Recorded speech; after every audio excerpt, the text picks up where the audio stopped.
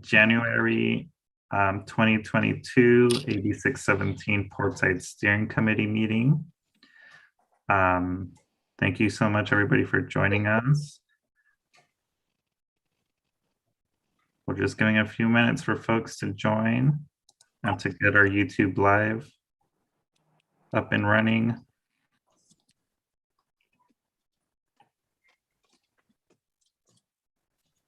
Great. And now I'll pass it on to Maricela, who will be our interpreter for this evening, who will give us instructions on how to access interpretation. Bienvenidos sean todos y muchas gracias por acompañarnos hoy.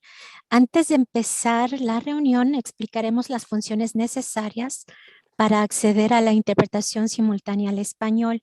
Si están utilizando su computadora portátil o computadora de escritorio, en un minuto y después de esta explicación, van a localizar el icono con figura de globo en la parte inferior de su pantalla. Cuando este aparezca, pulsen en interpretación de lenguaje, en inglés dice Language Interpretation, y seleccionen el idioma español.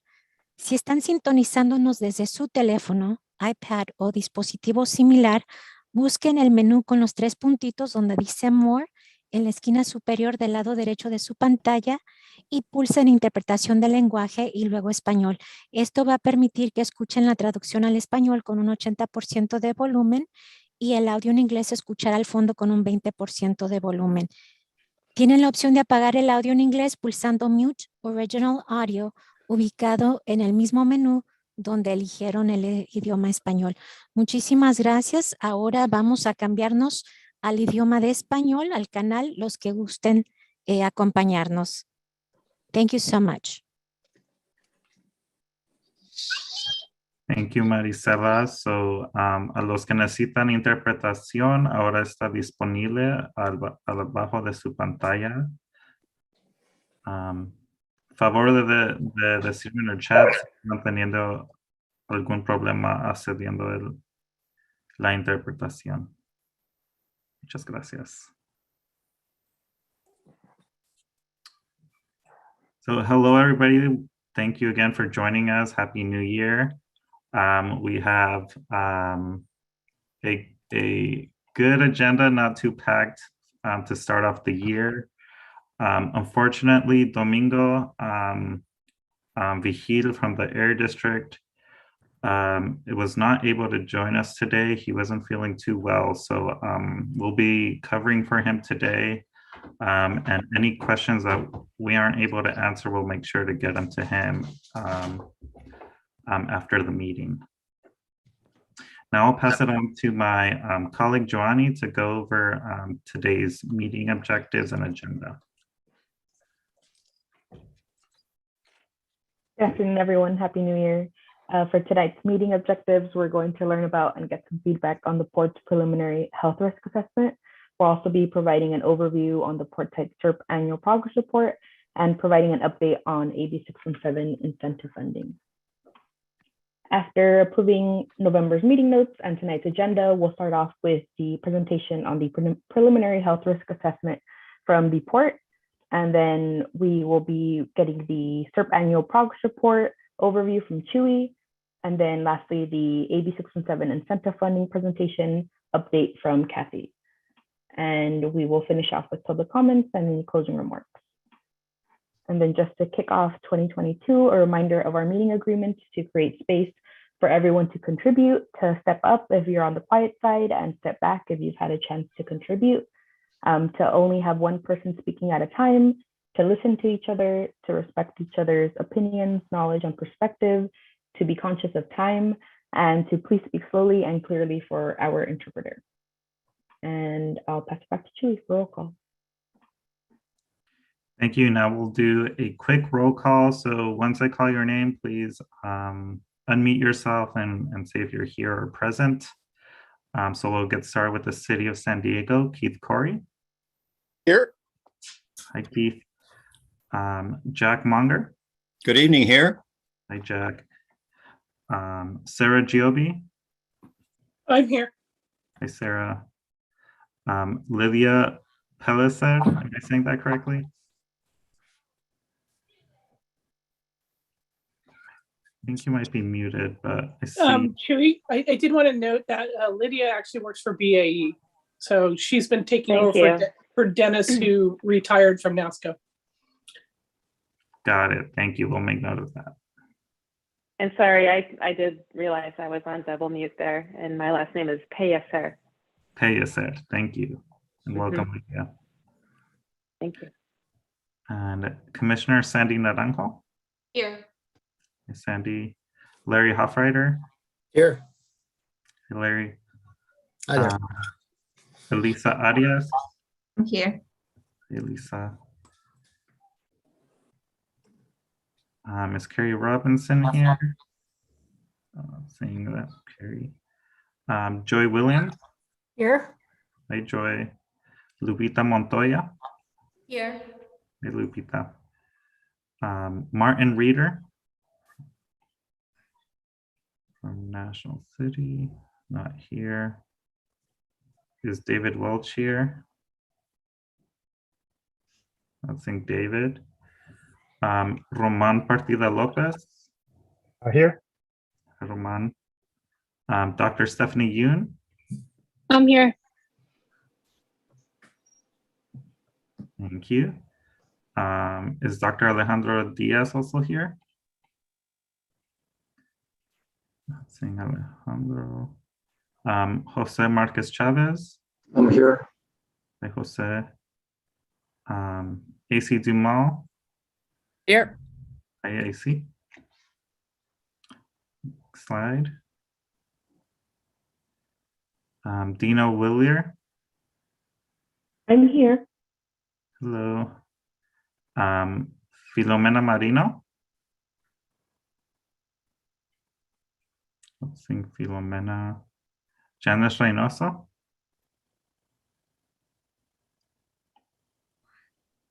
Not seeing Janice.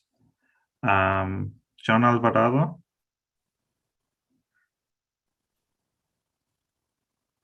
I'm here. Hi, John. Hillary Medina. Not seeing Hillary. Alicia Sanchez. Presente. Hola, Alicia. Margarita Moreno. Presente. Hola, Margarita. Naomi Sanchez. Hola. Naomi Sanchez here. Not seeing you in the list. Vanessa Contreras. Not seeing Vanessa. Is Salvador Razo Abrica here? Not seeing Sal. Montserrat Hernandez. Presente. Hola, Montserrat. Sylvia Calzada. Present. Hi, Sylvia. Ashley Valentin.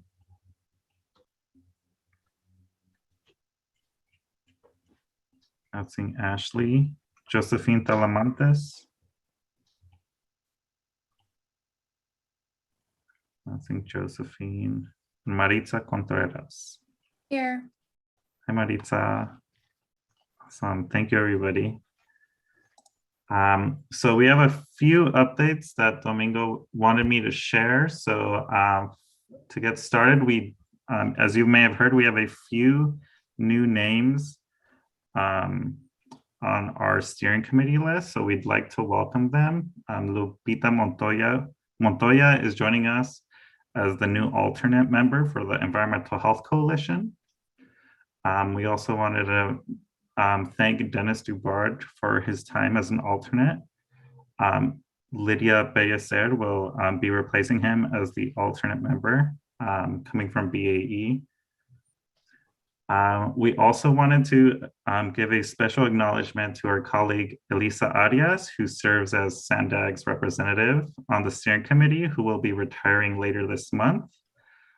Domingo wanted to say thank you, Elisa, for all your contributions to the steering committee and to the Portside community and the San Diego region at large. Phil Tron from SANDAG will be SANDAG's new primary representative starting next month. as Elisa enjoys her much deserved retirement. And lastly, we also wanted to give, Domingo wanted to give a special acknowledgement to a staff member at San Diego APCD who has been working behind the scenes in our community air monitoring efforts, who is Dr. David Sheena. David will also be retiring at the end of this month, so this is his last meeting. Thank you, David, for all your contributions and all your work and benefit of Portside and beyond. And then moving along, it has been brought to our attention that our steering committee meetings conflict with National Cities City Council meetings. This issue has come up in the past and we were not successful at finding an alternative time, but we would like to try again. We will follow up with steering committee members via email with a survey identifying some options for alternative meeting times, and we will discuss them at the next meeting in February. So please stay tuned for that. And then for the last update I have on my docket is the development of a Serp Mcas implementation subcommittee. Domingo wanted to share that to facilitate implementation of both plans, especially in the areas where there's crossover, the Air District has decided to convene a Serp Mcas implementation subcommittee. The subcommittee will discuss in more detail some of the projects that we are moving forward as part of the Serp and the Mcas, and we will then provide updates to the larger steering committee at our monthly meetings.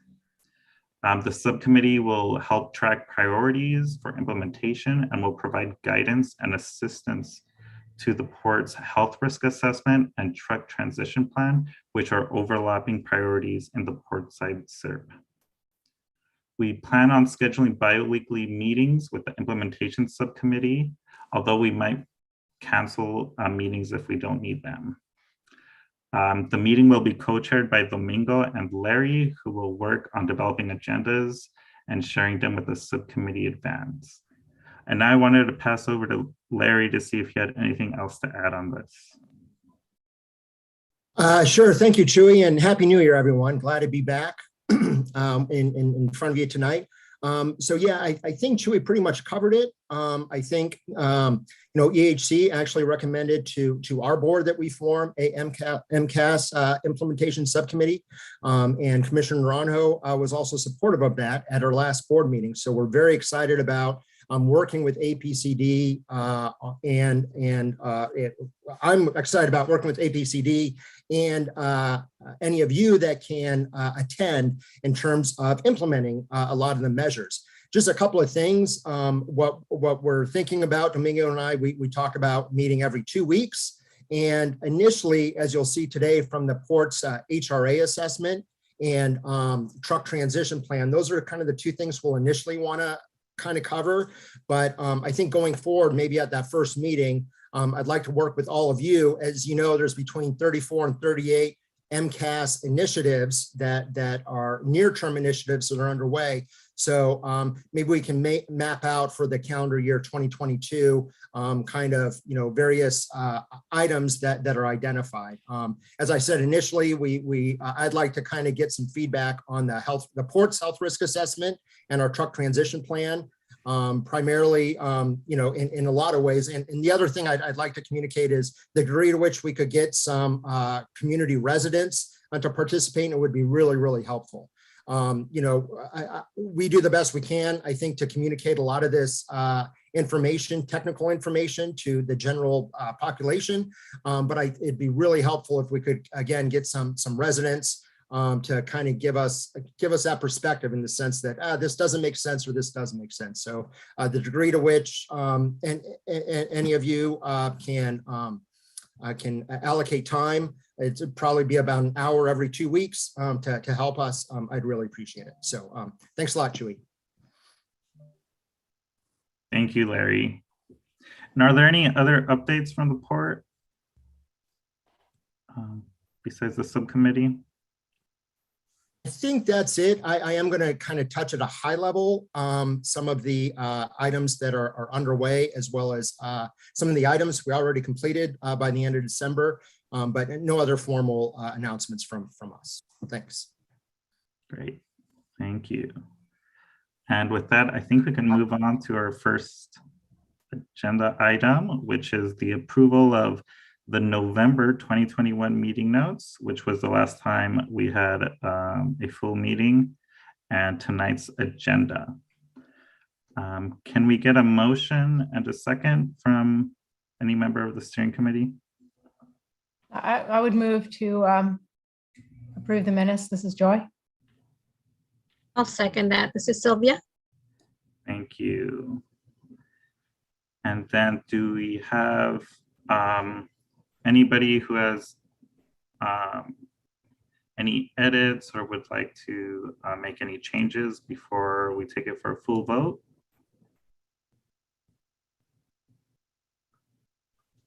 Hearing none, so to make things easy for folks who are not in support of the motion of approving the notes in the agenda, please raise your hand.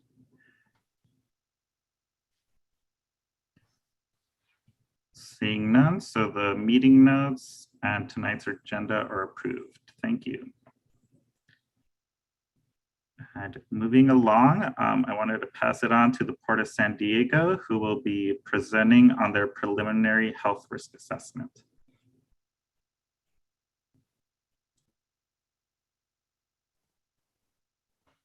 All right. Thanks, Chewy. And again, Happy New Year, everyone. Briefly, I'm going to run through the Port's preliminary health risk assessment. I also have our consultant, Matt McFalls, on the line with us as well. So if any technical questions come up or questions that I can't answer, even if they're not technical, we have Matt McFalls who can help me out. So I'm going to go through about 20 or so slides, and you'll see here that we did the best we can. We translated all the slides. So a big thanks to Chewy and Joni for translating these slides. You'll either see the Spanish underneath the English as seen here, or you'll see the English on the left-hand side and the Spanish on the right-hand side.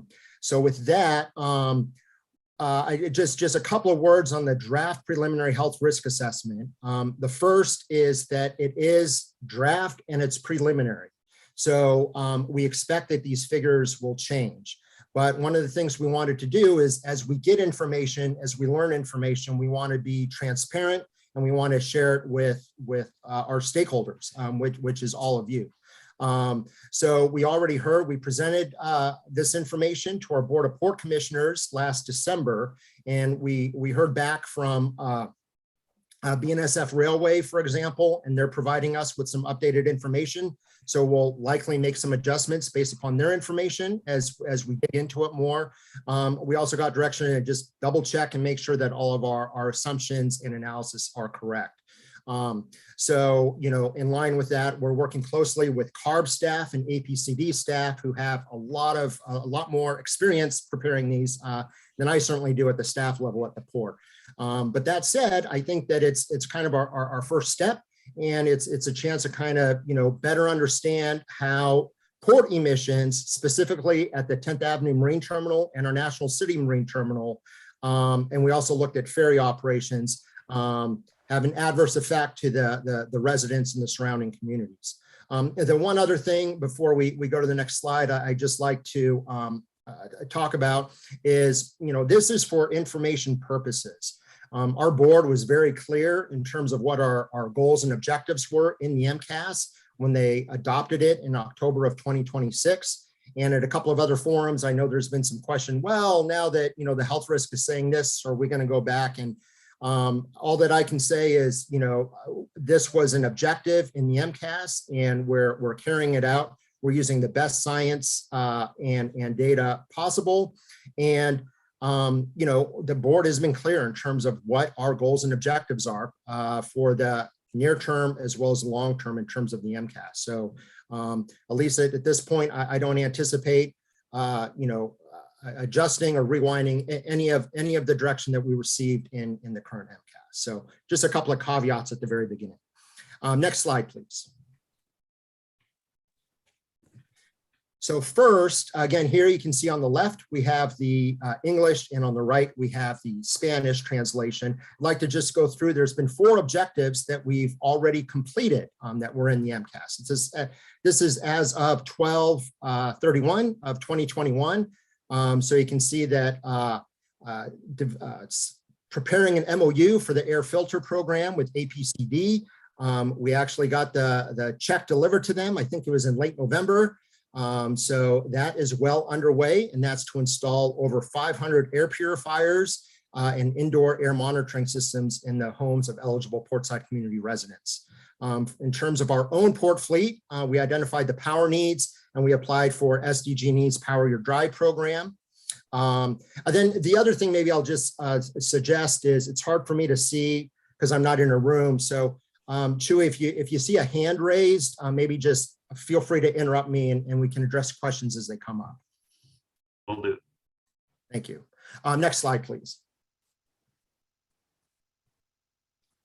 So those are 2 objectives. The other 2 that were identified in the MCAS that have been done is to work with APCD to evaluate Rule 1210. And as many of you know, APCD, their board adopted an update to Rule 1210 in November. The other important item that I think we presented either last month or maybe it was in November, but our board of port commissioners adopted the vessel speed reduction program. So we're excited about that program going forward. Next slide, please. So this isn't all the MCAS objectives. As I said, there's between 34 and 38 initiatives in the MCAS, near-term initiatives, but these are 16 key ones that is there a question? Okay, so these are, I just want to call out a couple of ones that I think are important. Health Objective 1 and Health Objective 2. We agreed to do our own health risk assessment based upon the port operations. And then with that, what we're going to do is we're going to try to use some of that information and work with APCD and CARB staff as they develop the bigger, broader health risk assessment for the full Portside community. You can see community objectives. We're committed to providing periodic updates to stakeholders. And then you can see we have the 4 truck objectives that we're aggressively trying to advance. Next slide, please. And then a couple of other ones that are underway is additional shore power at the cruise ship terminal, and then shore power at the National City Marine Terminal. And then we have some enabling objectives that are also currently underway, where we're working on developing a clearinghouse. So we can be, again, it's going to be open and transparent in terms of what the status is of the various MCAS objectives, as well as some key Serp ones. We're working on a market and feasibility study. We're exploring credential programs for the installation of zero emission technology. And then we're always promoting adoption of zero emission technology. So that just, so we have 4 complete and we have 16 key ones that I think are really underway. Any questions on that? All right, seeing none, next slide. So as a reminder, in MCAS, one of our goals, one of our primary health goals is to protect and improve community health by reducing emissions. So health objective 1 is to identify existing health risk levels generated at the port's 2 marine cargo terminals for diesel particulate matter and other toxic air contaminants. This is kind of an excerpt of what was in the MCAS and what we're working on accomplishing and completing right now. Next slide, please. So at a high level, I'd like to just maybe talk through kind of, and again, there's always a challenge in terms of providing very detailed technical information with also making sure that it's understandable to the general public. So, we're going to get better at this, but this is kind of our attempt. There's going to be 3 steps. You see 2 steps here, but the first step in terms of preparing any a health risk assessment is to identify the emission sources by category. then estimate the tons of diesel particulate matter by category based upon our 2019 activity.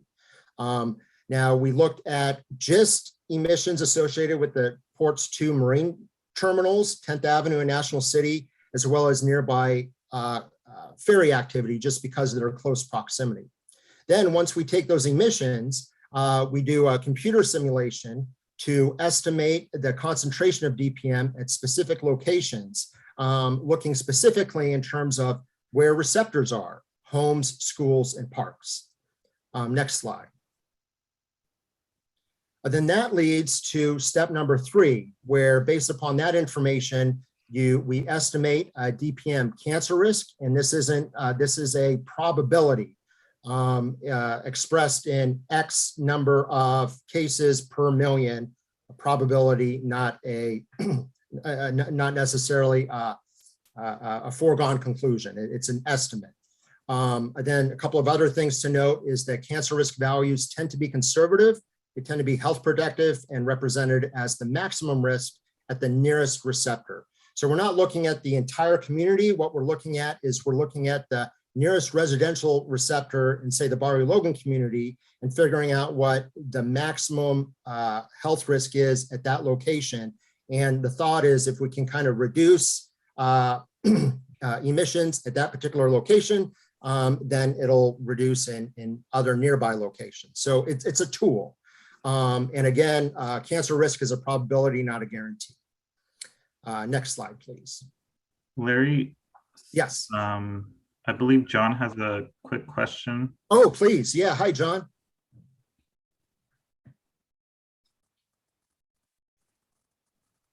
I think you're on mute, John. How's that? Can you hear me? Yeah. Yeah. Hi, John. Okay. First of all, I want to thank all of you for participating and, in what has to be one of the most important topics, health, here in Barrio Logan, not to mention National City, Chula Vista also. Okay, that being said, I'm being asked, I run the Good Neighbor Project. I'm being asked by 3,500 kids and their families, what does all this mean? Because many of them do not have the background to ask the right kinds of questions. That being said, when it comes to this air purification system that you brought up, which I'd like to speak to that topic in a much deeper way. We've got folks who we think qualify, but we don't know who does and who doesn't. Is there any way to find out, number one, who would qualify for these? And when do you think it might happen? I'll give you my own case scenario here, which I've discussed before, but I have a sleep apnea machine that every 7 to 9 days, I have to switch out the filters because they are white, but they turn out grayish black every 7 to 9 days, okay? And it's still getting particulate matter through the system. The filters don't stop it completely. Now, my big question is that for some of us, how are we going to deal with that? I think I've got some solutions, and I know there's some people here this evening that we've discussed this before. But from the Portside, I'm just wondering whether or not there's a commitment to take it to the next level if we have other solutions that may be more efficient. Your response, please. Yeah, so John, thank you for that question. So just a couple of thoughts. I don't think I have a real good answer for you because I think that in terms of the port's role, kind of our role in terms of the air filtration program was essentially to allocate, I think it was $103,000 to the $550,000 that the that the County Board of Supervisors put in that program. So I don't know. I know Domingo isn't here tonight. I'm not sure if Kathy is available to kind of talk a little bit more about kind of the rolling out of the air filtration program. My understanding that I think EHC is going to be one of the program administrator. So I don't know if there's someone on call from them. So in terms of the Mcas, in terms of my presentation here tonight, basically it's just, we said we were going to support APCD in this effort. We allocated the money, we entered the MOU, and we kind of submitted the check for that program to advance this calendar year. So maybe I see Kathy's camera is on. So do you want to try to help us out on this one, Kathy? Sure. We hadn't really planned on doing an update tonight, John, because we've hired EHC as our program administrator to help us roll out that program. And we're working on the details. There's going to be some more information at our next meeting, but I'd be happy to talk with you offline to see if we could address your specific questions. Okay, if you have my direct contact information, I'm sure Chewy or one of the other folks can get that to you. I have already contacted Nora Vargas, Senator Ben Hueso, and I have a meeting coming up this next week with Vivian Moreno's office. My thing is I work with 3,500 kids and their families, and I'm asked questions all the time. And so I'm kind of in a tender spot. I don't want to give them misinformation. And yet at the same time, I want to be able to suggest to them that everyone involved is looking out for their best interest. I just don't want a situation to take place later on where the community can say, oh, they did it again. They lied to us. Gotcha. We can talk about that offline. I'm seeing that EHC has some notes in the chat too. We'll reach out to you, John. Okay, please do so as soon as possible. We will. Next slide, please. So here briefly, this kind of shows again that the geographic proximity of a lot of the emissions, and I'm not going to go through all of them here. But what I would like to point out is I would like to just point out a couple of key ones. So you can see the vessel movement, that blue line kind of goes all the way down, and you can see how we model that for the health risk assessment. Now, one of the things is when you look at the overall DPM reductions associated with vessel speed reduction program, the DPM reductions are actually very, very large. But because of that geographical proximity, because a lot of those reductions are occurring and a lot of those emissions happen away from the residential communities, you don't see kind of the ocean-going vessels, at least in transit, as a real big contributor to the health risk. Contrast that, if you look in the center of the map here at 10th Avenue, we have kind of red dots where we're showing TAMT on-site truck activity. Actually, it should be also showing our cargo handling equipment activity. So because our cargo handling equipment activity is stationary there and it doesn't happen far out in bay, it tends to be a much larger contribution to the nearby community health risks. So next slide, please.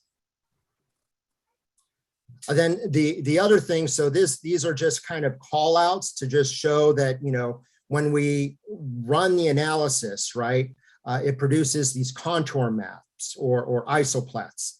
And it shows that, in this, small area in downtown, for example, you can see the red, the health risk based upon what was modeled is 22 per 1 million. Then you can see over in the Barrio Logan community, you can see where that 18 per million line goes. Coronado, there's just a small portion that hits 18 per million, but most of that is actually out in the ocean. Then you can also see National City. There's a small area that has that 18 and 20 per million contour. Next slide, please. So this is what I'd like to just spend a little bit more time on. And if there's questions here, happy to try to answer them. But here we're looking at two communities. We're looking at Barrio Logan on the top and National City on the bottom. And as you can see, based upon our updated analysis, it only looks at port activity. It doesn't look at the freeways. It doesn't look at the shipyards. It doesn't look at the industrial sources within the communities. It just looks at our 2 marine terminals and the ferries. You can see that the cancer risk at the nearest residential receptor is 19.59 per million. And in National City, that's at 19.48 per million. So we're at about 20 per million in terms of health risk associated with the port activities. What I like about these particular graphics is it shows that it differs based upon the community. So in Barrio-Logan, you can see 41.2% of that 19.59 per million is attributed to cargo handling equipment that's at the terminal. Contrast that with the rail and freight rail and the switching activities at National City. You can see that rail really makes up a lot of the health risk at National City. But at both terminals, you can see the at-birth emission is 18.8 and for the Barrio-Logan community, and down in National City, it's 32.1%. So those are kind of the big chunks that that we're finding are contributing to higher probability of health risk in those nearby communities. Next slide. I think this is the same one. Did you go the other way, or let's do next slide. Oh, there we go. Okay, this is right. Thanks. So this, I know Danny asked me to try to provide a little bit more information in terms of the source contributions at the various communities. So this information is a little bit redundant, but my hope is it kind of addresses that request that you had, Danny. Is you can see again the numbers are the same in terms of percent for Barrio-Logan. Ocean going at berth is 18.8. Harborcraft tugs is 11.6. But then what I did is I added on the right side of the column the actual cancer risk associated with that.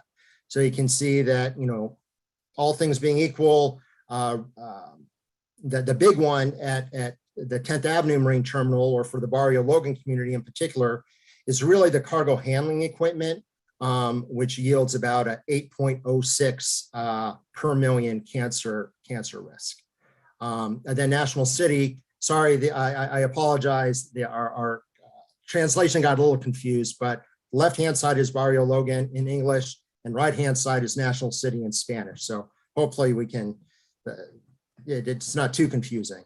But in National City, you see a similar type, you know, similar information, but again, a different emphasis. Rail switching in National City is 31.7 and yields about 6.17 cancer risks per million. And then ocean going vessels at berth at the very top also yield 6.26 per million. So you add all those up, and then you have your 100%, your 19.59 and 19.48 respectively. Any questions, Chewy, or am I safe to go on? Seeing no hands raised, so. Great, all right, next. So then looking at our other communities, we're also, you know, we also looked at downtown and Coronado. And you can see that the cancer risk in downtown is 22.9, and in Coronado it's 17.54. Again, these are just estimates. But again, you can see kind of the contribution, right? And part of the reason, again, is when you look at the geospatial component, where some of that freight rail, there's literally condominiums directly on top of or right next to the freight rail line. So that's why when you look at the nearest sensitive receptor, you see freight rail really contributing to 60% to that 22.91 number in downtown San Diego. And then Coronado, again, the big driver in Coronado is you know, cargo handling equipment blowing over from 10th Avenue, given the wind patterns, as well as tugs and ferries. Next slide, please. Then again, you can see the cancer risk broken down here in a little bit more detail. Downtown, rail freight, not looking at switching activity, but mainly freight. Out of the 22.91, rail freight contributes about 13 per million to that overall number. In Coronado, the big one is the cargo handling equipment, as well as some of the tug and ferry movement. Next slide, please. So what we did is, in addition to understanding kind of baseline activities based upon our 2019 activities, we said, okay, well, let's look at some key Mcas initiatives and see how that will help reduce the risk. The top two are in English, bottom two are in Spanish. They're the same one, but we looked at, if we complete our vessel speed reduction program, and if we complete 2B, which is providing shore power at National City Marine Terminal.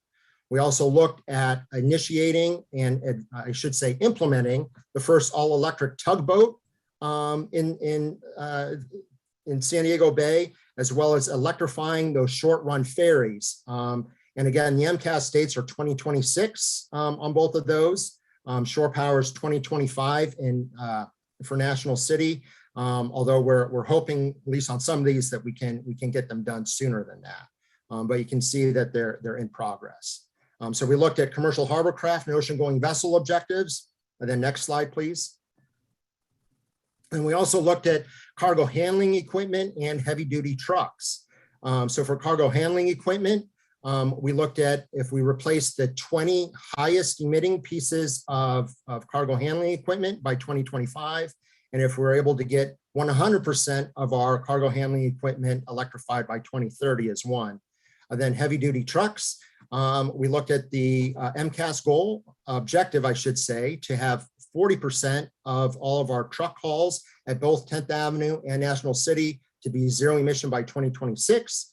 And if we had 100% of those trucks to be zero emission by 2030, and both of those are in progress. So next slide, please. So what you can see here is, based upon those assumptions, we can see that we can do a good job in terms of reducing the cancer risk based upon those few Mcas objectives.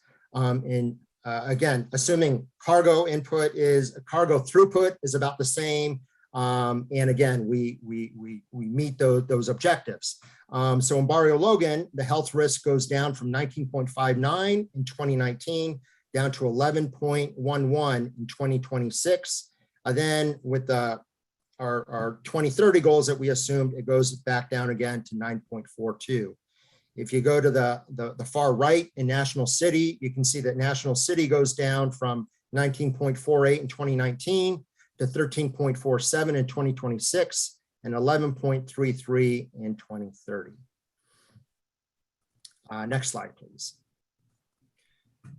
So these I'll run through quickly. If there's discussion, maybe we can jump back to them to help us. But basically, it's the same information. It just kind of summarizes. So in Barrio Logan, our health risk, our baseline is 19.59 in 2019. The majority of which being cargo handling equipment at 41.2%. If we implement all of those, the Mcas objectives that we went through in 2026, the health risk value is now 11.11. But now cargo handling equipment becomes a smaller proportion overall, and it's really the at-berth emissions that become a bigger one, as well as freight, rail, and harbor movements. Then again, looking at 2030, we're able to kind of move that a little bit further down to 9.42 in 2030. Next slide, please. National City, you can see the big one is rail switching and freight rail in the brown here at 19.48 in 2019. But if we're able to accomplish, but then at berth is 32.1%. So if we're able to, again, get that shore power in at the National City Marine Terminal, which we're committed to do, in 2026, the health risk value goes down to 13.47, and the at berth portion of the pie now shrinks to 8.1%. And then the relative rail switching and freight rail kind of increases. The other one that's, I think, important about this one too is the heavy duty trucks. In National City, you can see that makes a bigger portion in both the 2019, it's the gray at 5.7%. Then in 2026, the 40% only brings it down to 4.9%. But then by 2030, if we hit the 100%, then we no longer have emissions associated with on-road trucks, according to the analysis. Next slide, please. So we have a question from please. Sylvia real quick. Yeah, hi, Sylvia. Hi, Larry. Hey, I just had a quick comment that I appreciate all your tables that you included in the HRA. And this presentation is actually more visual for me, and that helped me a lot. And I'm glad that you broke it down by freight rails and trucks, which trucks is a little lower, but I also appreciate that you will take a more action towards taking that trucks, even though it's a little or less percentage, but we will take that pollution out, hopefully, or minimize it. So I appreciate all those little efforts that you included in including these graphs. Thank you. Oh, thank you, Sylvia, and thank you very much for the feedback. And I'm glad that you find these graphics helpful. So one of the things I'd like to do with the implementation subcommittee is kind of work through other ways to visually show information so it is more understandable. If you just looked at the report, you're right that the tables can be a little overwhelming. And then, yeah, I think in your truck comment is well taken too. You know, the Mcas was, you know, there was some analysis, there was some science, but then there was also a lot of community input. And the community, I think, has been very, very clear that they want zero emission trucks. So that's, again, the objectives outlined in the Mcas, and staff's kind of marching orders are to make those objectives happen, the 40% and the 100%. So thank you for your comments, Sylvia. Yes, Larry, really quick, can you describe me a little bit more about on the trucks, the offsite and onsite? Is it offsite more out of the area? Is that what it is, or how do you guys define that? Yeah, Matt, I might call in Matt McFalls and maybe just provide a little bit more clarity, because he actually did the modeling. So I think versus it's on terminal versus off terminal, but Matt, can you just speak to that briefly? That was it. So it's really, yeah, what's focused on terminal, which is the truck loading, idling on site, moving around on site, because the terminals themselves are kind of big. So we included those in missions as well. And then off site, which is mainly focused on the surface streets in the neighborhood. So Harbor, 28th, associated with 10th Avenue, and then Bay Marina mostly for National City. So the on terminal, off is off terminal, on city streets. Will there be a separate study for that particular off-site trucks? Well, the off-site trucks are included in this. So the truck activity in the communities getting to the freeways is included in this. Well, my question is there more elaborate, more information regarding that? I'm a very detailed individual. Yeah, so. no, it's a good question. I think there's two things. I think that, you know, part of this feedback, that's part of the reason why we wanted to release a preliminary report. So I think we can certainly make it more clear in terms of the emissions associated with the on-terminal trucks versus the emissions associated with off-terminal. That's something I'm pretty sure we can tease out. The other thing, and let me know if this is helpful, Sylvia, is, you know, we're going to be working real closely with CARB and APCD on their cumulative. So one of the things that this doesn't capture is it doesn't capture all the other trucks that not only go through the community, but also that, you know, we know, you know, are on the highway system. So right. I think that information is, I'm hoping that information is forthcoming. Okay, perfect. Thank you so much. Sure, thank you. Next slide, please. Larry, can I just jump in real quick? Oh, please. Oh, hi, Commissioner. Yes, please.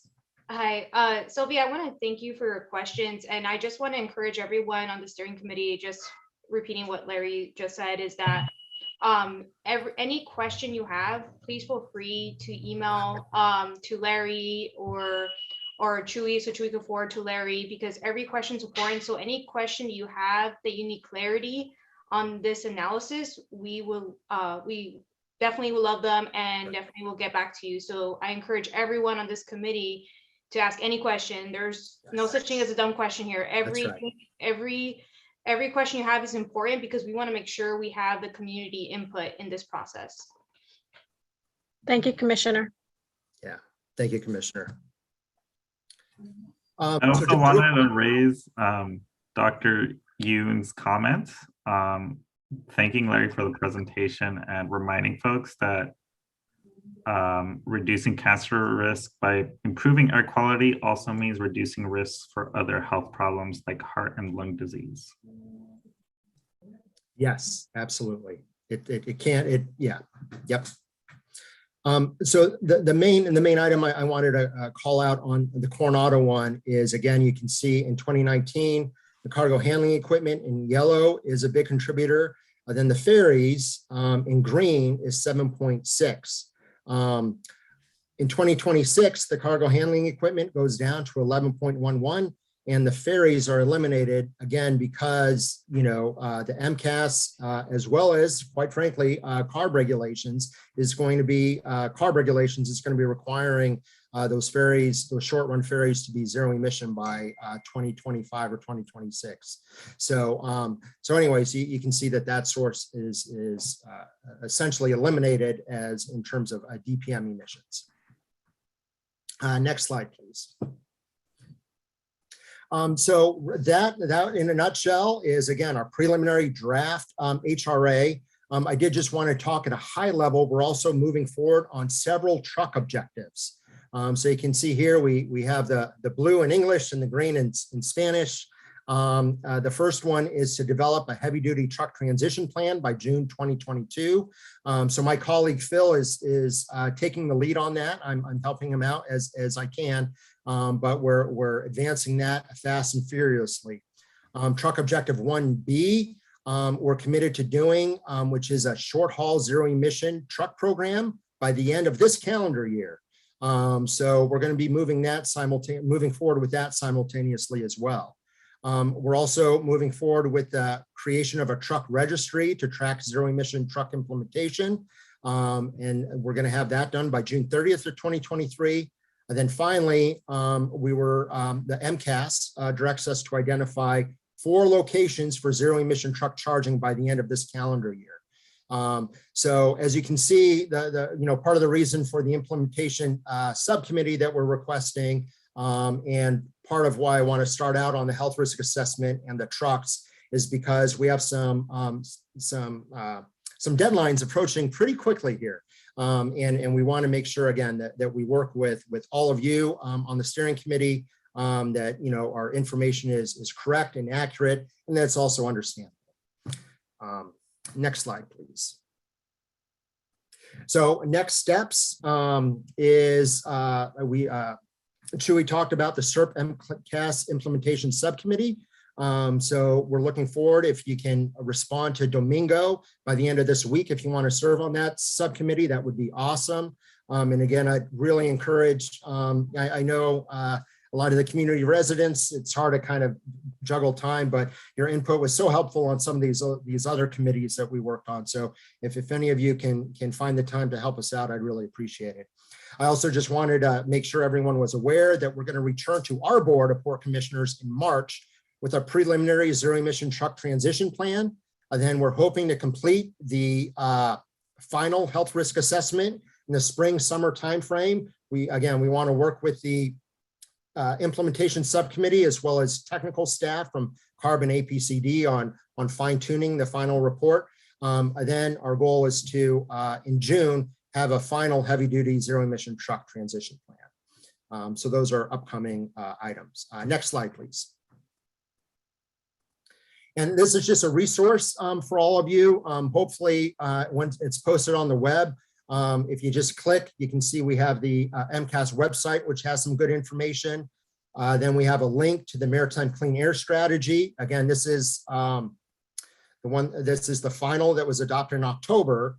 Then we have the preliminary health risk assessment that's dated December. And some of those tables are a little bit outdated, but you can kind of get a gist for kind of the general information.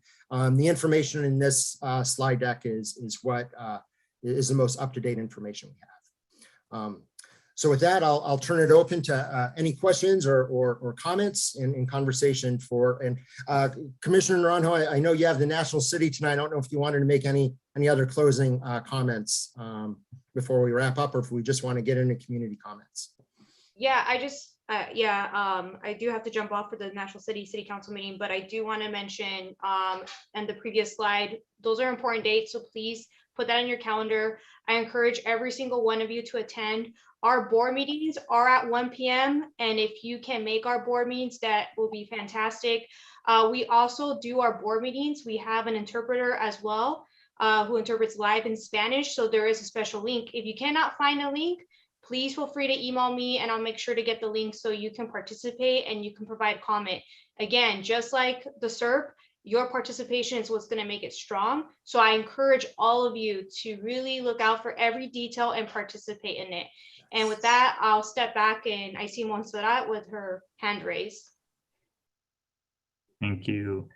I'll pass it on to Montserrat real quick. And in the queue, we have AHC has some comments, and then Joy, I'm not sure if those are in addition to that. Then after that, I have John on the queue as well. I just wanted to introduce Danny before he started speaking. Great. Montserrat?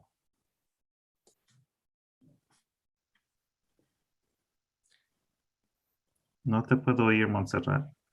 Oh, perdón.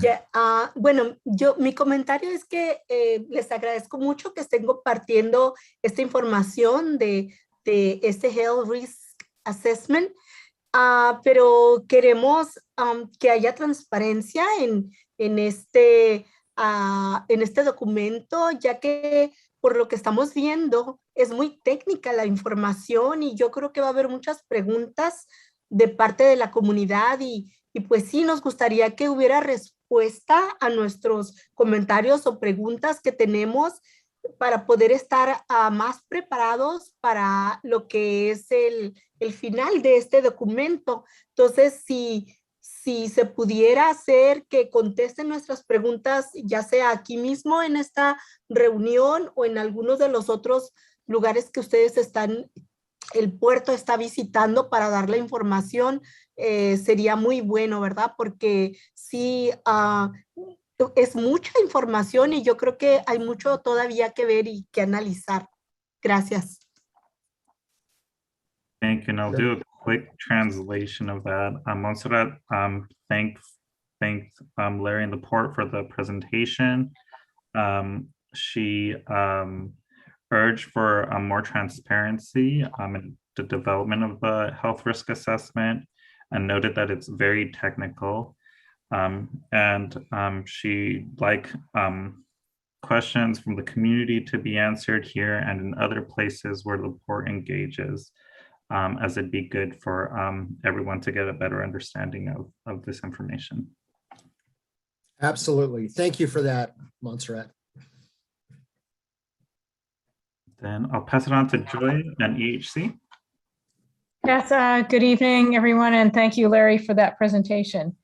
Danny Serrano will be presenting some preliminary comments from Environmental Health Coalition, and I just want to take a moment and introduce him. He is the Toxic Campaign Director for Environmental Health Coalition, and he takes the lead in our work with the port. So go ahead, Danny. Thanks very much, Joy, and good evening and Happy New Year to everyone. I first really like to thank port staff for all their work in recent months in making progress in implementing the MCAS that was just adopted in October last year. Preparing the port's HRA is an implementation measure of the MCAS, just like the port's truck transition plan that is also currently underway. The port's HRA provides an estimate of current health risk levels associated with the port's two maritime cargo terminals and how the MCAS can help lower risk levels for those living in the portside communities such as Barrio, Logan, and Old Town. EHC is currently reviewing the draft HRA that was released in December to better understand its assumptions and findings. So we aren't ready just yet to make specific recommendations on the HRA tonight. EHC is working to finalize our initial technical questions to send to port staff so that port staff can help us to better understand the HRA. Responses to our questions will help us to be able to make more informed recommendations. And in the spirit of transparency, EHC would urge that port staff share and circulate any questions and comments that they receive on the HRA, along with a written response to those comments and additional presentations to your group, the Serp Steering Committee, as well as the Barrio Logan Community Planning Group and the National City Council as necessary and prior to the final HRA going to the Port Board for review. Unfortunately, the HRA is already becoming quite political as the Port Tenants Association seems to be attempting to utilize the initial HRA data to encourage the port to de-emphasize a transition to zero emission vehicles for heavy duty trucks and to focus and prioritize on other sources of diesel pollution. However, the HRA does not create an either or situation with respect to truck transition as the Port Tenants Association seems to be promoting. And the HRA was not meant to help reduce or water down MCAS policies that were just adopted in October after a multi-year effort. The port did a much-deserved victory lap soon after adopting the MCAS last year. And the HRA provides us all with additional information that we should use to increase and not decrease efforts to further reduce pollution. EHC is urging the port maintain its adopted MCAS ZEV truck policy commitments because although heavy-duty trucks operating on and around the terminals represent a smaller percentage of the port's overall diesel emissions, they travel throughout the portside communities right next to homes and schools and healthcare facilities. And health outcomes from diesel and particulate matter are not limited to cancer. There's abundant health data that should be included in the HRA that includes respiratory illnesses such as asthma. The port must aggressively reduce pollution on all fronts to address the already severe public health crisis and seek additional ways in which to achieve health equity as called out in the MCAS. Watering down or reversing course on the MCAS truck policies that took a large portion of the board's time and attention last year would be a major blow to building trust with the portside community and frustrate the port's ability to meet the state's requirement to transition trucks to zero emission vehicles. The truck transition plan and the HRA represent only two of the MCAS elements that must be developed to achieve the MCAS goals. In order to ensure effective stakeholder participation, EHC supports the establishment of an MCAS Serp implementation committee to be co-led by the port and the San Diego APCD. We believe this is an appropriate leadership partnership since many of the MCAS goals overlap with the APCD Serp goals, and APCD can provide valuable expertise. In addition, CARB is committed to working with Serp on the Serp and will likely be available to consult with the committee as needed.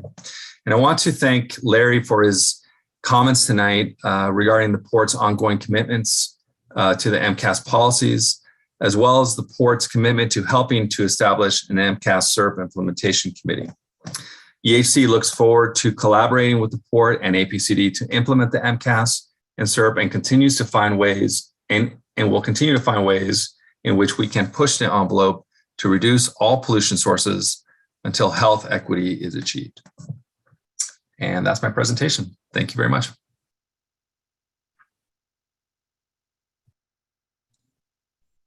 Thank you, Danny.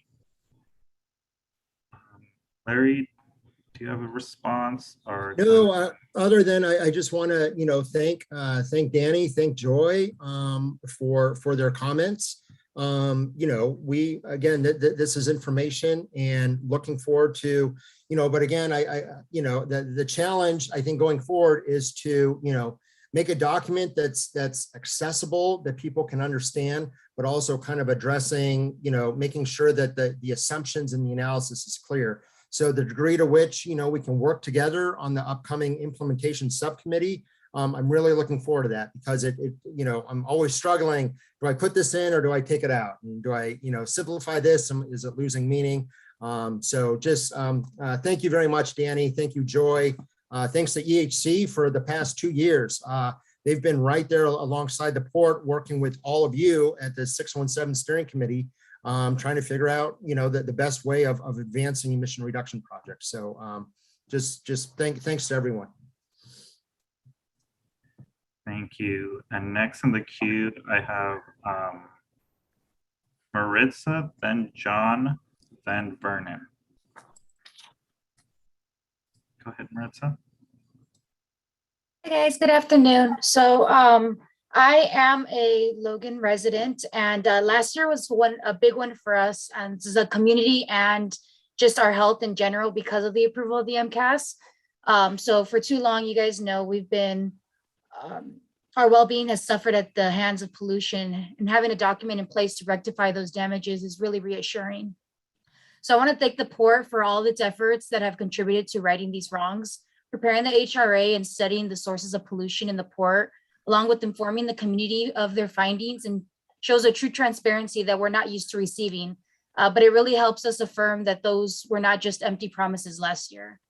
Presenting the feedback you get about the HRA with the responses to these public comments before you take the final draft to the port board will both benefit us community members in better understanding what is truly going on, as well as confirm that we can continue trusting your actions. So it's great to see that the port is actively working on implementing the policies they proposed in the MCAS, like converting to the 100% clean trucks by 2030, and that those were not just empty words. I hope that this is just a start and that this positive momentum continues so that our neighborhood can finally have cleaner air to breathe. Lastly, I just wanted to thank you for working towards a Serp and MCAS implementation committee that will be run by the port, APCD, and community members. As a member of this steering committee, I've seen firsthand how great of an impact we can make for our community when working together, and I'm confident that those same results will transpire when this committee is formed as well. So again, thank you for all the hard work you guys have been doing, and keep it up. Thanks. Thanks, Maritza. Thank you very much. Thank you, Maritza. John? Yes, I've brought this up before, and I can tell the Port of San Diego and everyone else who's interested, there's not enough money in that fund to go ahead and correct much of what needs to happen in our communities. With that being said, I truly believe that we need to approach the state of California because, for instance, those who desperately need medical equipment or supplies, in many cases, it can be deducted from their taxes. And I really believe that we need to move forward on that because I can tell you right now, having been a government contractor and done big time contracts in the past, trust me, you do not have enough money and it's not going to cover, okay, many of these folks here who already have issues with their health and will die before implementation, in many cases, to 2026. And we're not even talking about the kids yet. So I would honestly, EHC and whoever else, okay, we need to approach the state of California. They're well aware of the problem, and we need to make darn sure we are protecting our families and our kids. Point blank. I've already talked with Senator Ben Hueso on this topic, with Nora Vargas, and this next week I have meetings with Vivian Moreno, okay? We cannot put our people in jeopardy. We have schools, for instance, right here, Perkins Elementary, okay? We have another one over here, Cesar Chavez. These are literally in the backyard, okay? And they're in many cases only 3 blocks from the water's edge, like myself. And at Perkins, they're right behind Dole. You know, they get all the truck traffic and everything else over there. Okay.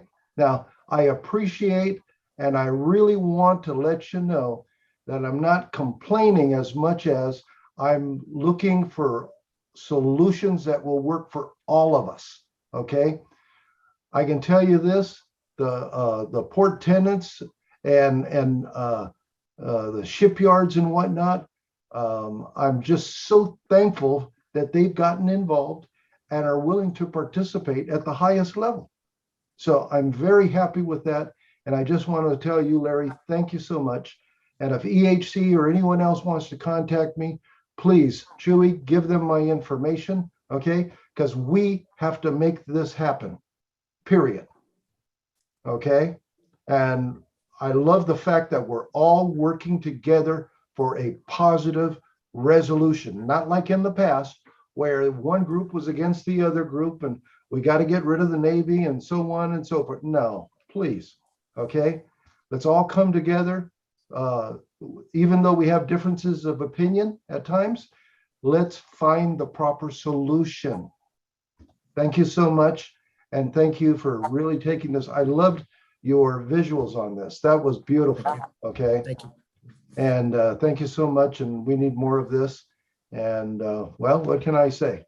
Happy New Year. God bless you. And let's move forward. Thank you, John. Thank you, John. Vernon Hughes from California Air Resources Board. Yeah, hi, good evening, everybody. Thanks for taking my comments here. I just really wanted to just affirm what Danny said, that CARB will be participating in the Serp Mcas implementation subcommittee, and we are working with the port on comparing inputs on the modeling. As you recall, CARB presented some HRA results for comprehensive modeling for the region to the committee last year.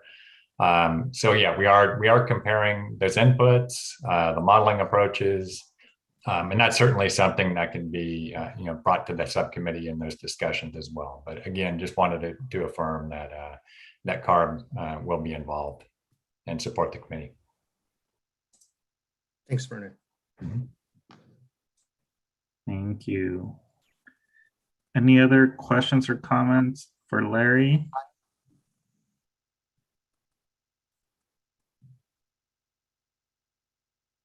Joey, this is Lupita. If I may make a suggestion for the modeler with regards to, again, enhancing the accessibility of the technical information for the community, I will suggest that as he does the modeling of the in-terminal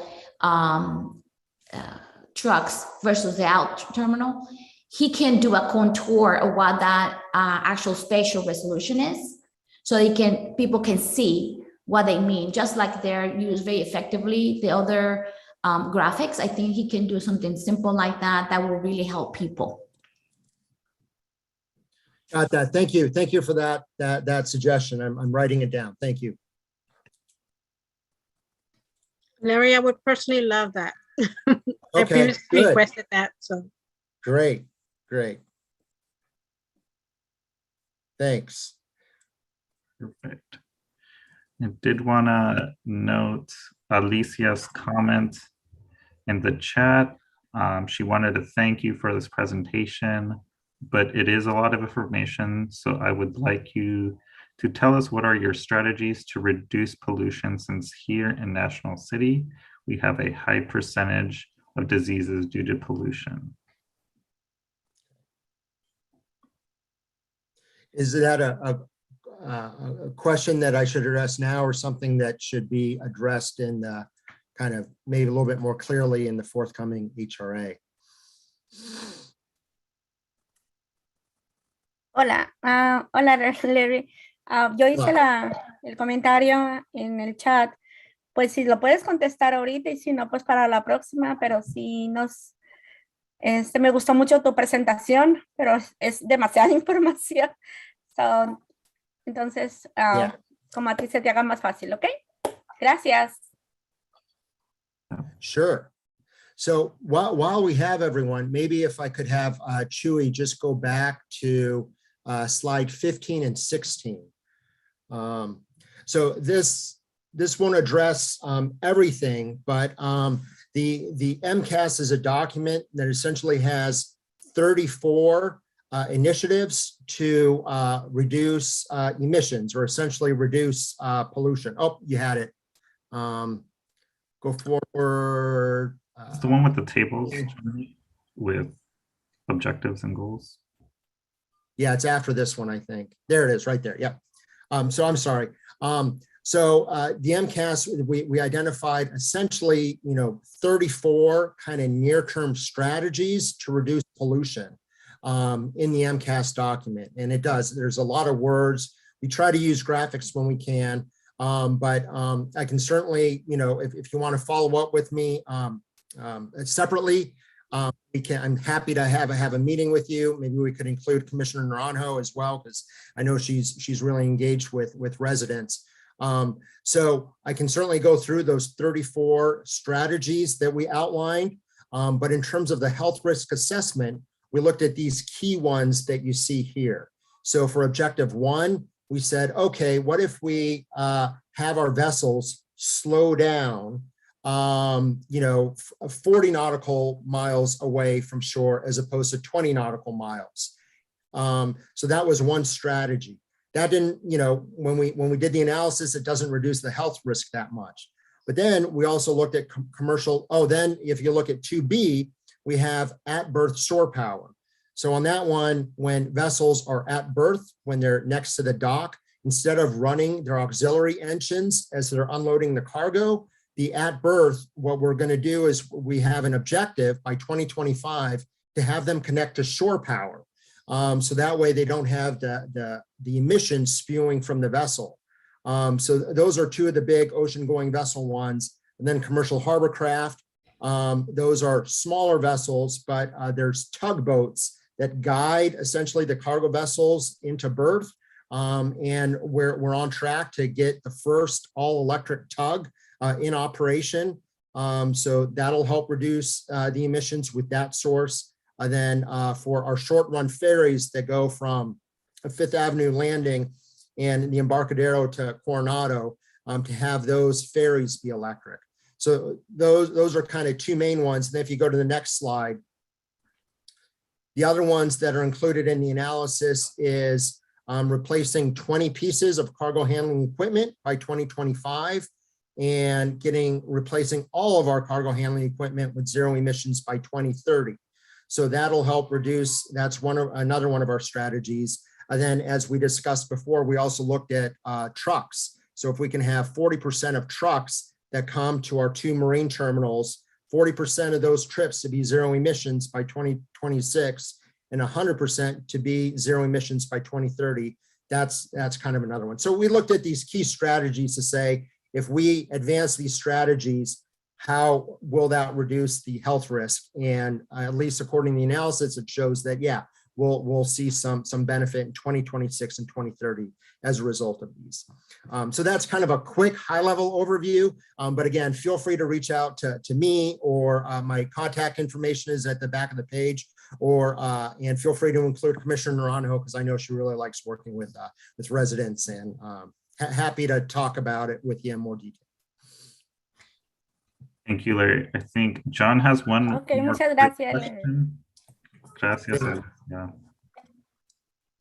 Yes, a lot of people don't know this, but I've been on this water for over 50 years.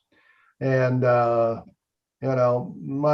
thought is this: a lot of people don't know, but much of the smog and whatnot that comes out of the LA basin and the Long Beach basin, okay, when the northerly winds bring it all the way down to us, and then it comes past our shipping lanes, and then right on over Coronado, through the shipyards, and once again through my backyard. Once before, I asked to see what the reports are on that. I know there used to be reports that showed what kind of levels were coming down this way. I sure would like to see what kind of impact we're getting from there. And once again, it goes to my argument that this is a state of California problem, okay, not just a San Diego problem. And I really believe they need to help us out with some of the requests that are being made. Once again, please let me know. Chewy, make sure he has my information. I want those reports. So Chewy, just a suggestion, maybe I can follow up with Domingo when he's back, and him and I can start working to kind of figure out what I don't recall seeing those reports, John, but I can certainly try to find them for you. And I can, I'm happy to reach out to the Ports of LA and Long Beach and then work with Domingo through the Air District to see what kind of information they have too. So I'm happy to partner with APCD to try to find some additional information outside of our region in terms of contributions to air pollution. Larry and Lupita for last comment. Yes, I was just intrigued by the results that showed that apparently the levels at the downtown are the most stubborn because they were the only ones that didn't go below 10. And I'm wondering whether in their multiple modeling exercises, they were able to uncover which one alternative or combination of alternatives will actually be able to achieve that goal for downtown. And I think in the bars, because I mean, that will be something that it will be kind of nice to know what it will take and how far down in your priority list that will happen. I mean. Yeah, no, that's a very astute observation. And just kind of high level, you're right. It doesn't really change that much. And the reason for that is twofold. Is one, we just looked at port sources. So we just looked at the emissions associated with the ports to cargo terminals, as well as that ferry activity. And so that's one reason is it just kind of looks at kind of the port's contribution to the health risk. But I think what you're getting at is it doesn't change much, largely because the biggest contributor to the downtown, the sensitive receptor downtown, the maximum sensitive receptor, is really freight rail. And rightly or wrongly, the Mcas, at least the October version that we pulled together, I'll be honest, I wasn't aware that the freight rail had so many emissions. So there aren't a lot of strategies that we've identified in the document to bring down that health risk with freight rail. So that's one. And I think, again, this is going to be an ongoing iterative process. So I think, the next time when we do a technology review or we do an update, we're definitely going to probably spend a lot more time looking at the freight rail. The other thing I want to point out is that freight rail number is based upon publicly available information that we were able to gather based upon what's out there. Since we published the preliminary draft HRA, we did hear from BNSF, and they did provide us some additional information about their emissions. So our team is working with them, and we're looking at that. So again, that overall health risk value might come down as we, get a better handle in terms of the actual emissions associated with rail. So hopefully those responses are helpful. Yeah, all that very much. Thank you very much. Sure. Thank you, Larry and Lupita. So if you have any other questions, feel free to reach out to Larry and Commissioner Sandy Naranjo. Also added her information in the chat, or send over questions to me and I'll make sure to forward them over. And now for our next agenda item, I'll be giving a high-level overview of the Portside Serp annual progress report on behalf of Domingo, who couldn't join us today. So please bear with me, as Domingo told me this morning, but any questions you might have, we'll make sure to log those in and send them over to Domingo. And we also have several implementing partners on the call today who might be able to also answer any agency-specific questions. Next slide, please, Johnny.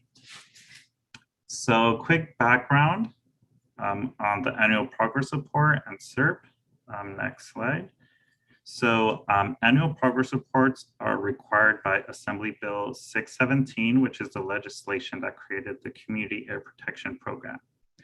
The San Diego Air District has provided a few touching points to the San Diego Air District Governing Board with Serp updates. The first one being in May 2021, where they gave an update on early actions or the phase 1 Serp strategies. And then following that, they gave another update when they approved the full community emissions reduction plan in July of 2021.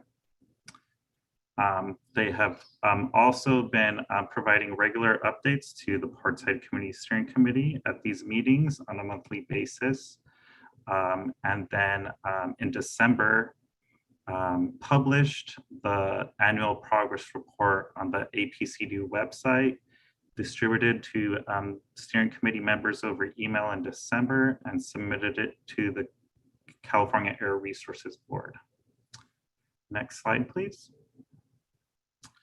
And now I'll give some high-level milestones of strategies in the Serp by topic area. So under outreach and community engagement, the San Diego Air District released a final draft of the incidents response plan with input from agencies and members of the public. The final document is being considered by the Air District Board at tomorrow's meeting for approval. In terms of the public participation plan, the Air District has been working with a team of consultants to develop the plan. Initial engagement meetings have taken place in partnership with community-based organizations to identify community priorities, and staff will present those priorities to the Air District Board tomorrow at January 19th to propose goals for the public participation plan and drafted document, and will release it for further public comment before it's finalized. In terms of quantifying and prioritizing community health risks, the California Air Resources Board's Regional Toxics Modeling Assessment is in the process of being updated to address the Portside community's desire to track community sources separate from regional sources. The Air District, the California Air Resources Board, and the Port of San Diego are working together to incorporate information from the Port's health risk assessment, which is in its preliminary stages and was released for public input in December. And then lastly, the San Diego Air District has established the Office of Environmental Justice as of November 2020 and hired 2 positions, one of them being Domingo, and as well as a program coordinator. Staff has been working closely with EJ communities to address concerns and implement and expand its community air protection program.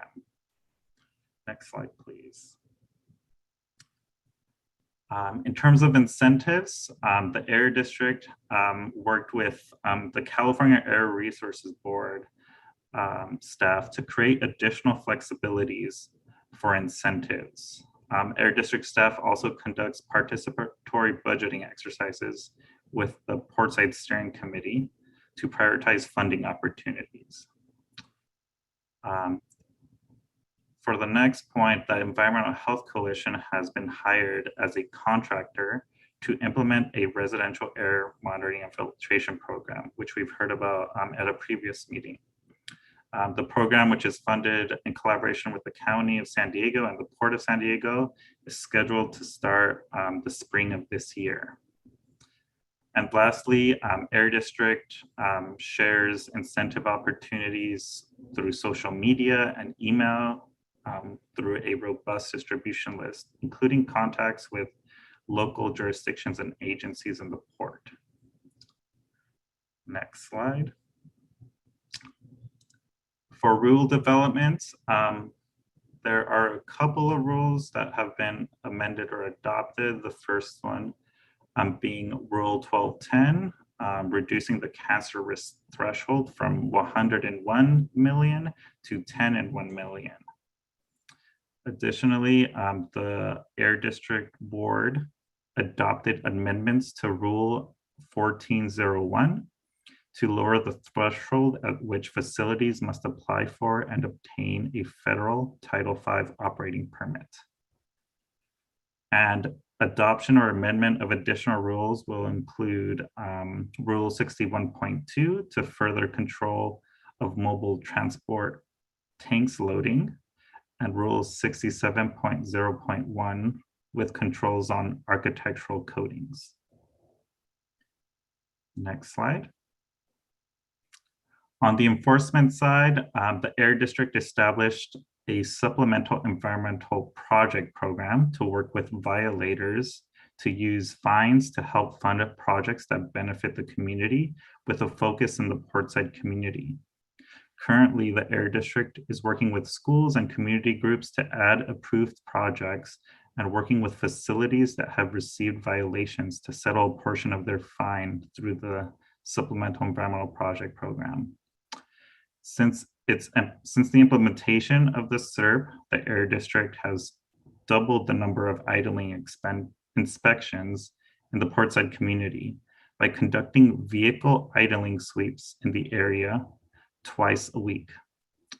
The district is also in the final stages of completing the expansion of the California Air Resources Board, San Diego Air District Mobile Source Enforcement MOU to include commercial harbor crafts.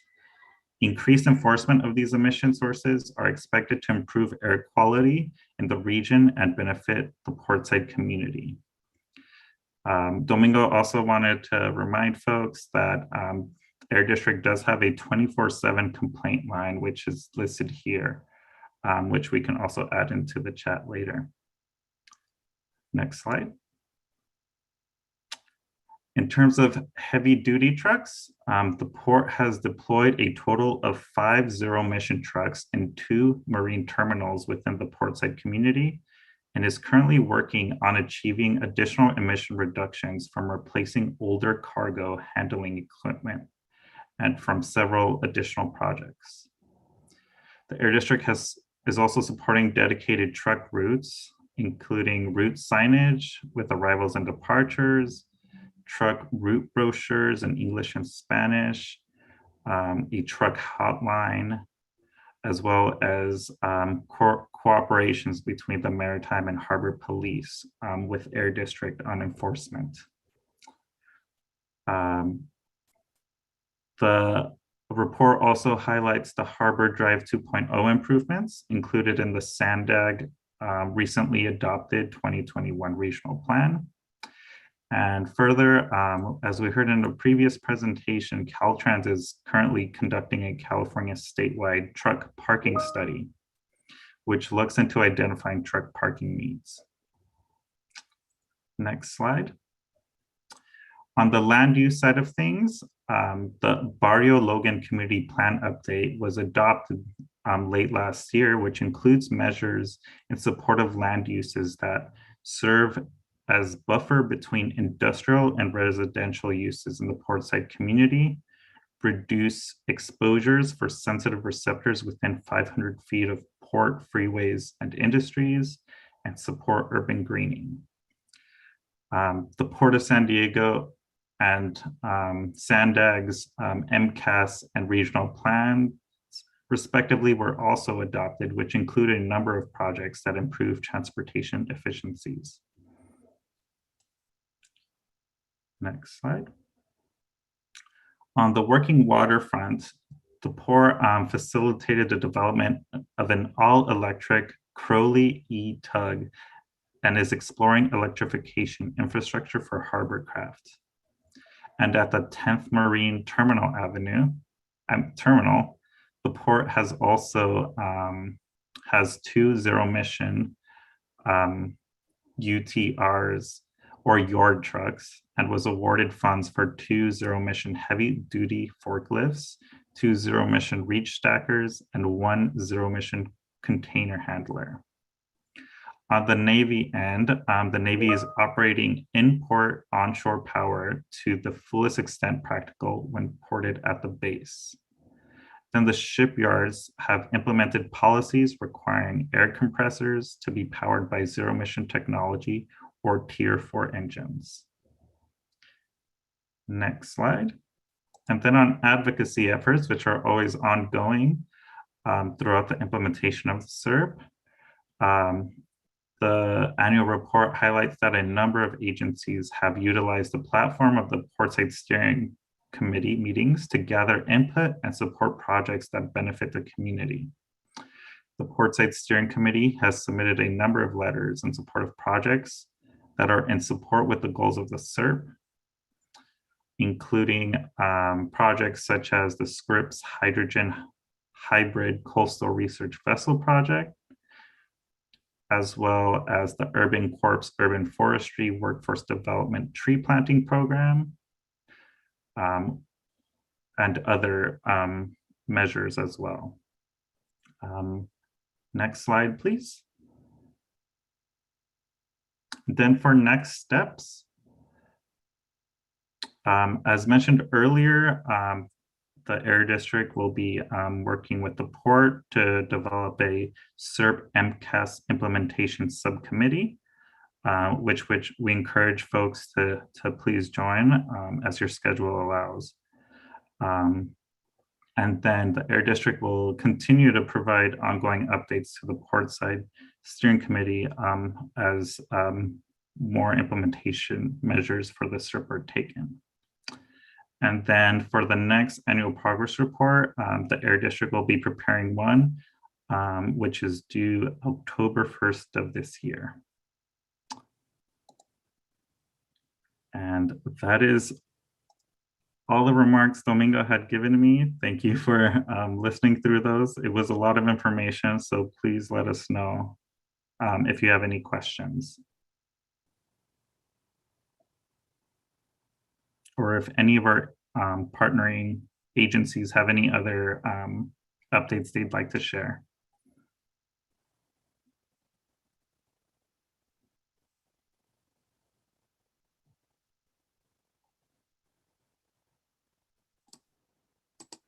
Any questions? Chewy, maybe a quick update I can provide for Sunday. Obviously, yeah, the approval of the 2021 regional plan is an important milestone because many of the projects that are transportation and use related in the Serp are included in the regional plan. I just wanted to provide a quick update on a project that our board of directors approved moving forward with a contract for construction for the Barologan segment of the Bayshore Bikeway. This is going to be a 2.3 mile segment of separated bikeway, a very safe bikeway that will run along Harbor Drive between Park Boulevard and 32nd Street. It's about almost a $19 million project. And I want to thank also the community for testifying at the board meeting last Friday and for being engaged. Okay, thank you, Elisa, for sharing that.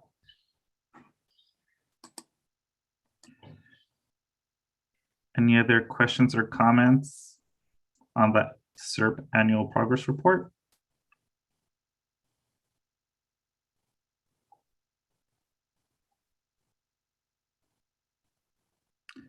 Seeing no hands, so I'll pass it on to the next agenda item, but please feel free to email me any questions you might have that I can forward to Domingo.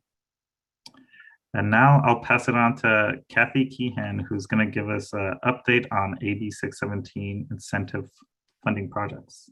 Oh, and you have the presentation. Love you guys. Thank you. Okay. So from looking back at what we've done in the last year to looking forward to figure out how we can do projects that will reduce emissions in the Portside community, I have hopefully a quick update and hopefully get some feedback from you guys this evening. So if you could go to the next slide, please. Just to remember how we run the incentive programs here for the AB 617 Community Air Protection Program. We have regular Moyer funds and AB 617 funds that we use to fund projects that meet the statewide guidelines. Some of you may have heard, hopefully, that we'd had a solicitation for projects that just ended January 7th. I'm pleased to say that we got 242 applications for projects all over the county, not just for AB 617 projects, but 242 applications and about $57 million worth of requests. So we know that there's demand out there to do good projects in the county. We'll be evaluating those. I'm hoping to come back to you next month to talk about which of those projects are land in the AB 617 communities and what we hope to fund out of that project list. But we're still working. It's going to take us a couple of months actually to evaluate all of those projects. But we know that, in our work through the Serp, that regular Moyer and regular AB 617 process doesn't work very well for things like electric trucks and things like zero emission port equipment. So when we last talked to you, we talked in the Serp about creating community identified projects using, now that we have a Serp, the Air Resources Board allows us to be flexible with some spending of that AB 617 money. And we can write basically our own local guidelines for those programs. Can I have the next slide, please? So many of you were here, remember when we set some priorities for how we wanted to spend that AB 617 funding. Air filtration at schools or homes was the #1 priority, and we're already moving forward on that PAIR program to start to address that. I expect we'll be doing more of that in the future. The second priority that the community told us about was the electric truck pilot project, that this is a very important project for the community, and we want to make sure that we create a process that we can get some electric trucks happening in the community. The third priority was zero emission port equipment. And we can see from the work that Larry has done, thank you, Larry, on the health risk assessment for that port. We see why it's so important, particularly for the Barologan community, that we allocate some resources to try and clean up the port equipment fleet and see if we can get some zero emission port equipment working on the port. Have the next slide, please. So what we did is we went back, and hopefully some of this looks familiar to you all, that we said our biggest priority in setting up a flexible program is to set up that truck pilot project to try and get some money to encourage fleets who are working at or near the port to transition to those zero emission electric trucks. So what we had talked about was doing a program where we would allow up to $250,000 a truck, or 90% of those truck costs, to be able to include infrastructure funding as part of that project, because the trucks don't do you any good unless you have some place to refuel them, to put electricity in them. One of the things we've heard from folks in the community and who own those trucks is that they need to be more confident in the zero emission equipment before they're willing to scrap their old trucks. We need to build confidence with those truck owners and operators that those zero emission trucks really will work for what they need to do. And so what we want to do is allow them to purchase these new trucks, much like the HVIP or the zero emission truck program at the state, just to be able to incentivize people to buy those trucks straight out and not require they scrap their old trucks right away as part of that. We also want to make sure that we include, as part of the project, some reporting and sharing knowledge. We know you all are very interested in making sure that those trucks are operating in Portside communities, and the response from truck owners, truck drivers, the maintenance folks, everybody who's involved in that. We want to make sure to capture that information. We are proposing a $4 million initial allocation We are allocated about $15 million a year for the last couple of years. And so we think that 4 million is a good start to try and do some electric trucks. I see there's a question from Ramon, so I'm going to jump in and do that. It says, hi, Kathy, can you remind us again why AB 617 funds don't lend themselves to funding electrification projects? I'm trying to think of a short way to answer that, Ramon. That the restrictions on the program, particularly the scrappage requirement, the requirements that the projects meet the cost effectiveness limits of the Moyer program, kind of conspire together to make it difficult for our traditional programs to fund those truck projects. They don't provide enough of an incentive and to mitigate the risks of switching to that zero emission. And so that's what we're trying to address in this truck pilot project. I hope that answers your question, but we'll take questions at the end. And if I haven't, we can talk about it a little more. So anyway, that's what we're thinking about for the truck pilot project. I'm going to go to the next slide. For the zero emission port equipment, which was also, again, a high priority for the steering committee, we're not quite as mature, but we certainly know that we want to focus on zero emission port equipment, the stuff that's working on the port area, because we know that that's a source of emissions that we want to address. Again, we want to look at maybe not having a scrapping requirement, at least to start, to encourage folks to really try that zero emission equipment and show that it works for their projects. We're looking at basing it somewhat off. The state has a clean off-road equipment program that does similar, but not focused on the port project. And so we want to make sure that this money is really targeted at our port operations. So no scrapping requirement, up to 90% of the cost of funding that equipment. We're looking at not including a specific cost effectiveness, but we want to monitor the cost effectiveness of those projects to make sure that we're making good investments.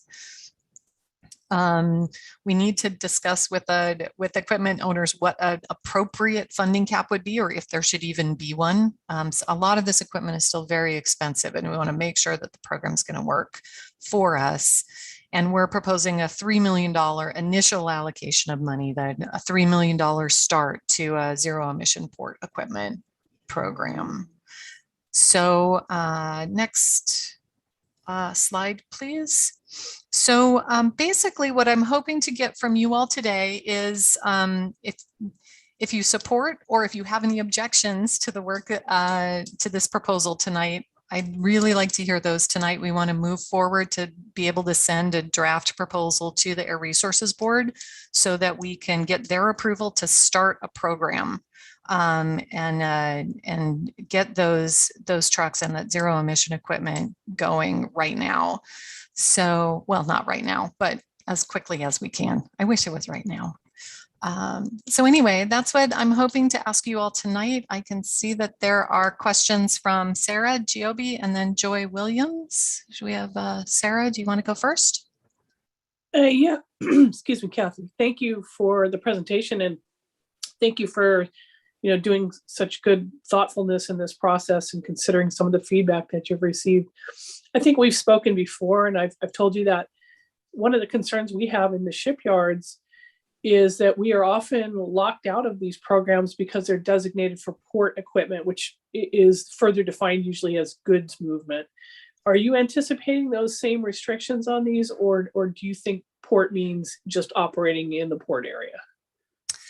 Our intention would be just to be operating in the port area. I don't think that we would necessarily tie it to goods movement, because we know that there's equipment working on the port that's not goods movement associated. So I think we're thinking broader, but that's a really good feedback. I appreciate that.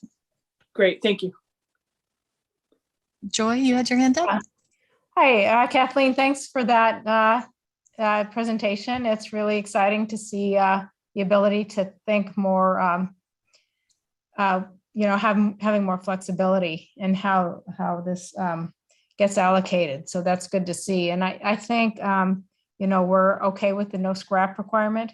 I am wondering if there's a way to put a time limit on that, so that's not forever, but it's for this round, or, how are we doing that? So it's not permanent, but it's clear that this is something we're trying.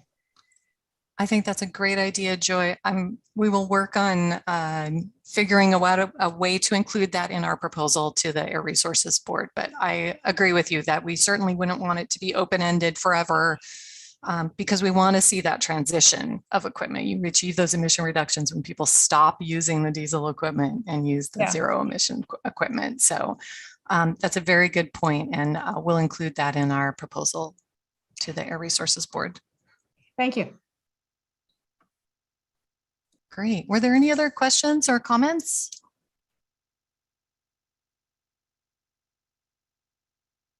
Now's your chance. If there aren't any, we're always available to talk more about these projects. If you go home tonight and you think about it and you say, "Oh, I want to ask her about this," please reach out to us, contact us. We're happy to talk through that. And I think what we're going to do next is we'll write up those proposals. I have them in draft form.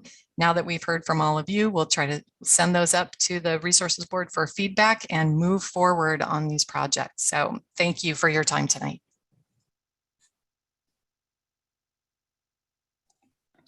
Thank you, Kathy. And if there are no other questions, I'd like to open it up for general public comment. And to get us started, I'm going to share my screen with some flyers that our fellow steering committee member, Janice Luna Reynoso, shared with us.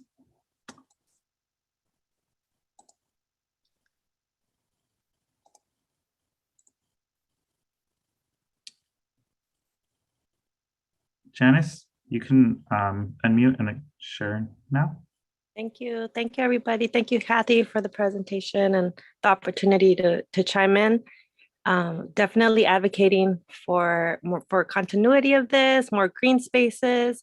And as we have mentioned before, I do my little commercial every now and then about the free trees that we do have available to reduce carbon emissions, to beautify our neighborhoods.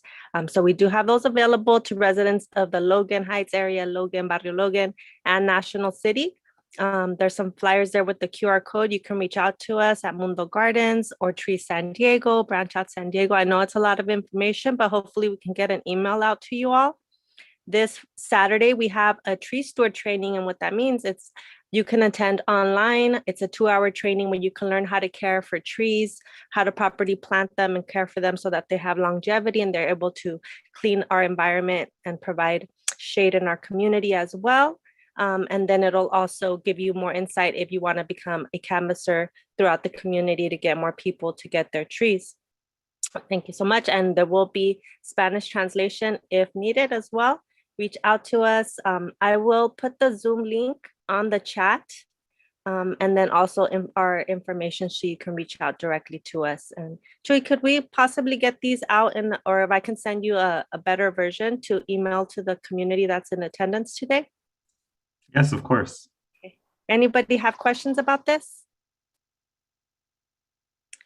All right. And I mean, I'm just hoping for this kind of support where we're pushing for things that are coming in the future, but a lot of us are doing this kind of work right now. And this also makes a difference, especially in our Portside community. So I love to see a lot more engaged. Thank you. I have a comment.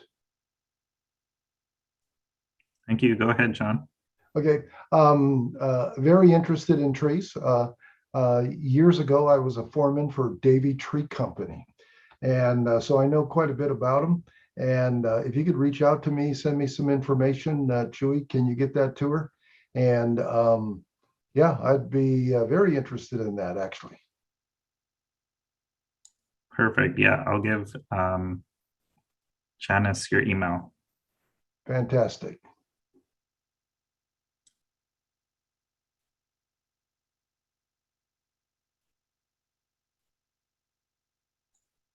Are there any other public comments from our steering committee members or members of the public?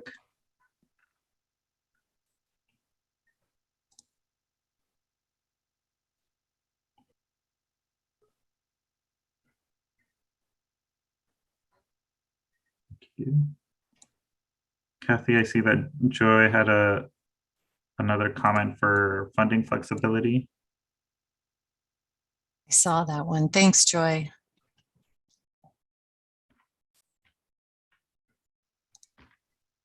Great. Unless there are no other public comments, I don't want to hold folks till 7. So thank you so much, everybody, for oh, Joy. Yeah, I think on the agenda we got, there was something about future agenda items. And I wanted to mention the concept of talking further about participatory budgeting. That's something that community groups throughout the state are talking about, and they're thinking about it a little more broadly than just talking about incentives. So just wanted to put that in there as something for a future month. Great, thank you, Joy. That's a great suggestion. Something we can talk with Kathy about on how to structure that.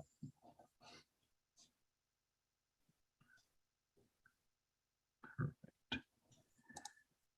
Okay, thank you, everybody. So thanks again for joining us today, and happy retirement to Lisa again. You'll be missed, but feel free to join our meetings anytime you want. Thank you all. Thanks for the congratulations. It has been an honor to be part of this committee. Thank you. And congratulations to everybody. That annual progress report really demonstrates how far we've gotten. And there's so much more to do. So I'm excited to be working with you all. Right. Have a great evening, everybody.